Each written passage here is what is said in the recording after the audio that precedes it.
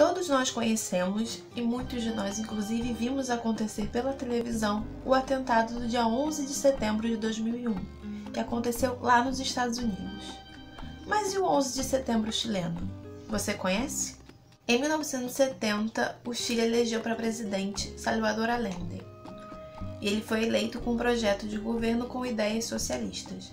E aqui é importante a gente lembrar que nesse período, na década de 70, ainda estávamos no meio da Guerra Fria. E a Guerra Fria foi esse momento posterior à Segunda Guerra Mundial, onde havia uma disputa entre os Estados Unidos, o ideal do capitalismo, e a União das Repúblicas Socialistas Soviéticas, com o socialismo. E esse período da Guerra Fria recebe esse nome porque os dois países nunca chegaram a se enfrentar diretamente. O que rolava muito nesse período da Guerra Fria é que tanto os Estados Unidos como a União Soviética eles vão buscar ampliar a influência deles em outros territórios. E para isso, muitas vezes, eles vão fomentar ou participar de disputas internas. Pois bem, voltando ao Chile agora. Allende foi eleito então com propostas socialistas, ou seja, que aproximava muito mais o Chile da União Soviética do que dos Estados Unidos. O que, é claro, não foi recebido de bom grado pelo governo norte-americano. E esse descontentamento também era presente em alguns setores da sociedade chilena na época.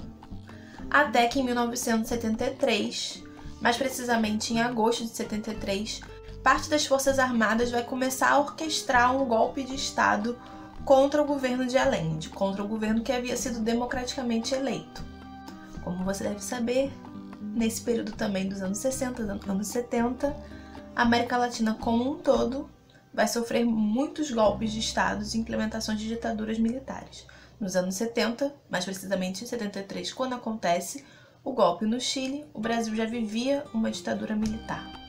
Esse golpe de Estado orquestrado pelas Forças Armadas do Chile contou com o apoio do governo norte-americano. E quando eu digo apoio, eu não digo só assim, vai lá e faz que a gente está aqui, a gente vai reconhecer o governo depois e tudo mais. Não, eu digo apoio mesmo, apoio militar. Tinham navios na costa chilena preparados para o caso de haver uma resistência ao golpe. E os marines norte-americanos iriam entrar com a desculpa de salvar as vidas dos norte-americanos que estavam no Chile. Como se não bastasse esse reforço por mar, também havia um reforço aéreo. Aviões dos Estados Unidos pousaram numa base aérea na fronteira do Chile com a Argentina. Então, logo na manhã do dia 11 de setembro de 73, Allende ele é alertado sobre essa agitação militar, principalmente por parte da Marinha. O que ele faz? Ele vai para a sede do governo, para o Palácio de la Moneda. Por volta de 8h40, uma junta militar dá um ultimato a Allende para que ele se entregue o cargo e evacue a sede do governo, deixe o palácio. Do lado de fora do palácio a gente tem uma aproximação dos tanques militares, também está todo cercado pelo exército e aviões começam a sobrevoar aquela região do centro de Santiago. E quase 10 horas da manhã, Allende dá um pronunciamento através da rádio, onde ele fala que ele não vai renunciar e que ele vai resistir.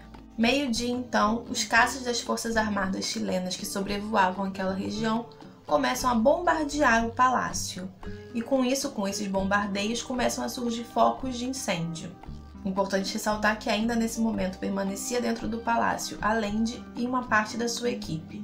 Conforme essas investidas contra o palácio vão ficando mais intensas, com mais bombardeios, com os incêndios aumentando e com os grupos, com os tanques militares chegando, Allende começa a dispersar as pessoas, começa a evacuar o prédio, mas ele permanece ali. E algumas pessoas optam por ficar ali junto com ele. Mais ou menos 2 horas depois do início desses ataques diretos ao palácio, os militares derrubam as portas e invadem o palácio. Após essa invasão ao palácio, Salvador Allende é encontrado morto. E com isso é instaurada a ditadura militar chilena, que vai durar de 1973 até 1990. E durante muito tempo, muito se questionou se Allende havia sido morto pelos militares ao invadirem o palácio ou se ele havia cometido suicídio quando percebeu que não havia mais nada que ele poderia fazer para impedir que aquele golpe fosse concretizado. Os militares naquela época já haviam afirmado que ele havia cometido suicídio, Só que como a gente sabe que não dá para confiar 100%, a dúvida permaneceu.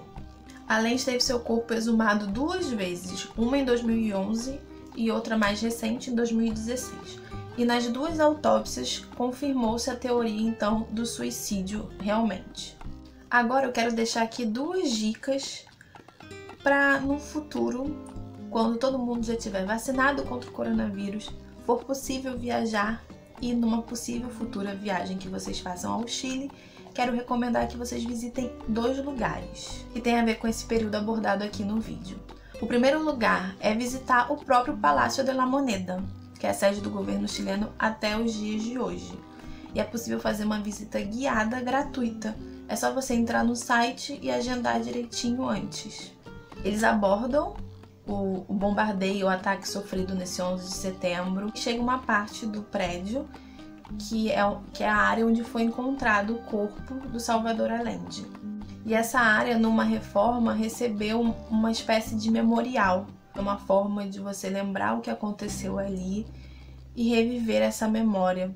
E o segundo lugar aqui que eu recomendo que você visite quando vá ao Chile, quando for possível, é o Museu de la Memoria y los Derechos Humanos. Esse museu vai tratar do período ditatorial chileno, das repressões sofridas, das violências cometidas pelo Estado contra a população e, logicamente, vai falar do pontapé inicial disso tudo, que é o golpe de Estado que aconteceu no dia 11 de setembro de 1973. E eu acho que visitar esse tipo de lugar, ainda que fora do Brasil, permite que a gente reflita sobre a nossa própria história, que não é lá muito diferente da história dos nossos países vizinhos aqui. Para encerrar esse vídeo, vou ler a mensagem que a gente encontra assim que a gente entra nesse museu.